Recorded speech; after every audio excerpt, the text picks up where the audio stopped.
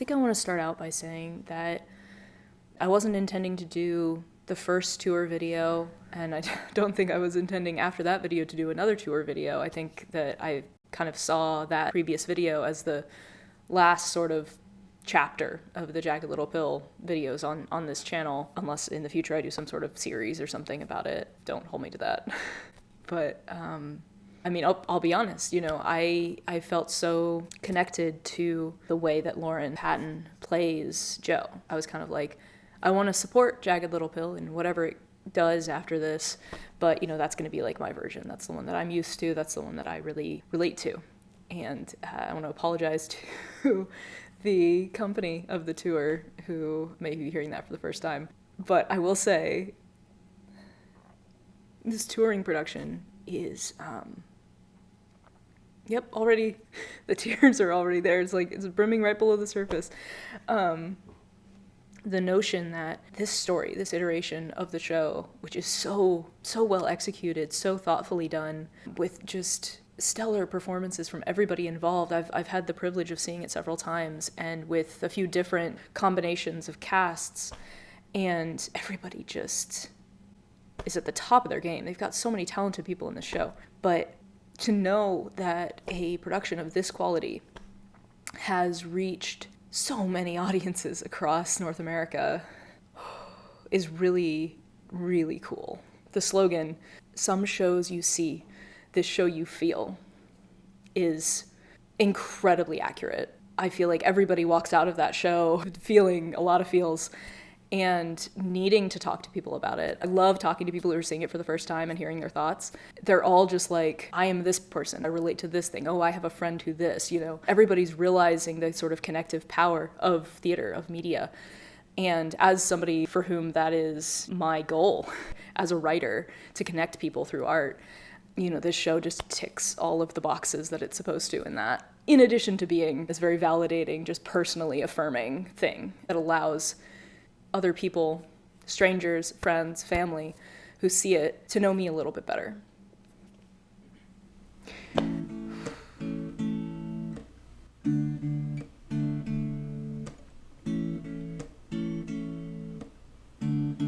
That I would be good, even if I did nothing.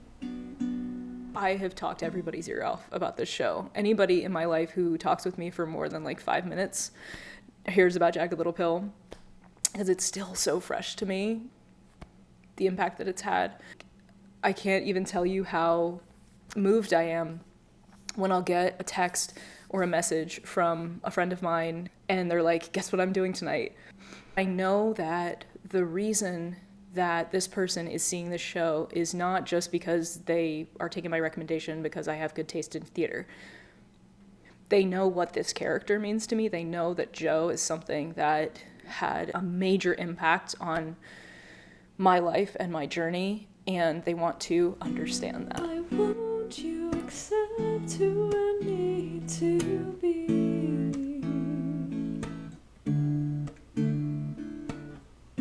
Does anyone hear me? One of my friends texted me after the show, just like, that was amazing, and I can see why Joe means so much to you. I need to know that I would be loved even when I'm my true self, that I would be good even when I'm overwhelmed.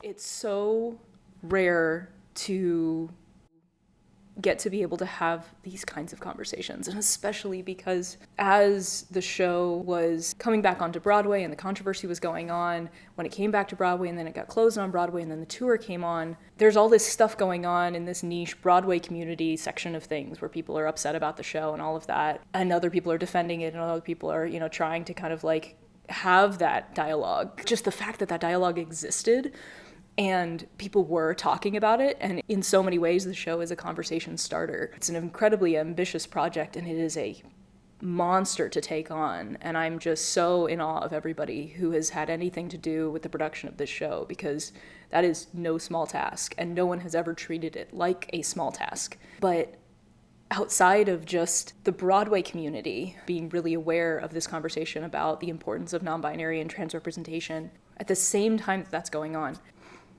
the country, the world, is becoming steadily more transphobic and less inclusive of these kinds of conversations. They're passing the Don't Say Gay bill. They're doing all of these things that, to me,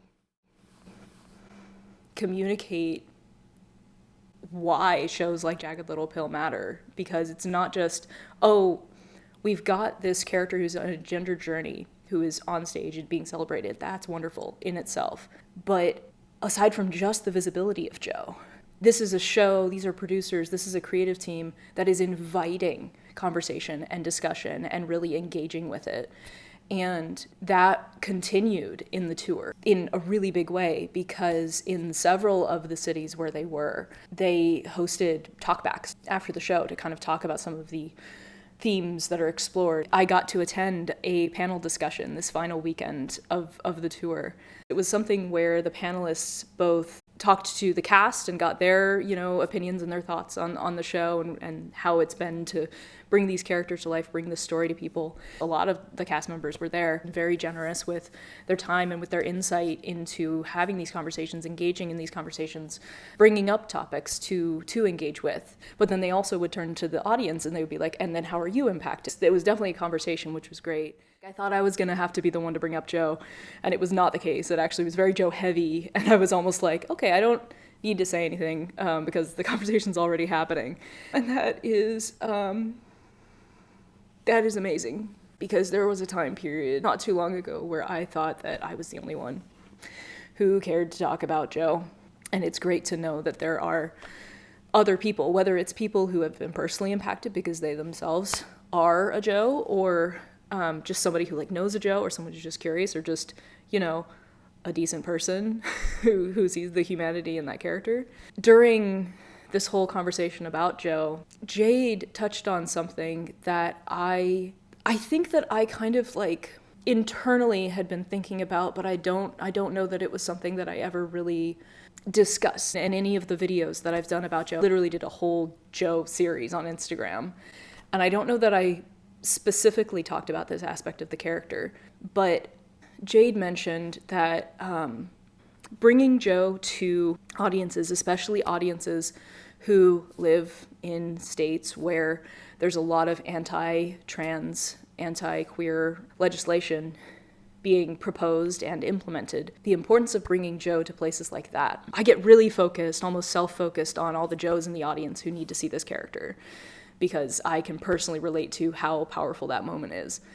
But I almost feel like in those states it's even more important for the non-Joes to see this character and see them as a human, as basic as that feels. Because a lot of people who are in those areas where things are more conservative and there's not as much exposure to the vast array of humanity, they may never have seen somebody before who is trans or non-binary or gender non-conforming. So just to see this person as deserving of love and has just this beautiful arc of growth throughout the story to show that they exist, that they are real. They're not just some caricature of something that you saw on TV. They have these messy, vulnerable moments, but they're also always cracking jokes, and so they make you laugh, they entertain you. I think that is something that is often the quality given to the queer character, is that snappy, snarky sense of humor, because it is a defense mechanism that is learned. You're not going to necessarily fit into most of those heteronormative spaces, so you got to have those ways to just kind of vibe in that scenario. But the panel discussion itself was a reminder of how aware this company is, of the impact that this show has. Just the fact that so many of the cast members want to participate in these things, it shows their dedication to the full mission of the show. You know, it's not just theater, it's connective theater. It was very heartening to pick up on that as the tour got going, to see that these performers, most of whom this is like their first professional gig, are so ready to be a part of a show like this that can bring people together, to have this kind of communal experience of healing trauma. I can't think of a more noble cause than that. And so to know that everybody in this company is on for that was really wonderful. That's kind of the first thing I wanted to talk about with the tour, just the way in which this particular iteration of the show has been so intentional in being kind of a participatory thing for audiences, rather than just being like, oh, we're going to show you a play for 2.5 hours and then you'll just go about your lives. They're like, no, our intention with this show is that you take what you learned about yourself, about your friends, about the world from this show, and then move that on to the next thing that you do with your life and how you're going to be more socially aware and active in that. Which brings us to the other thing I wanted to address in this video, which is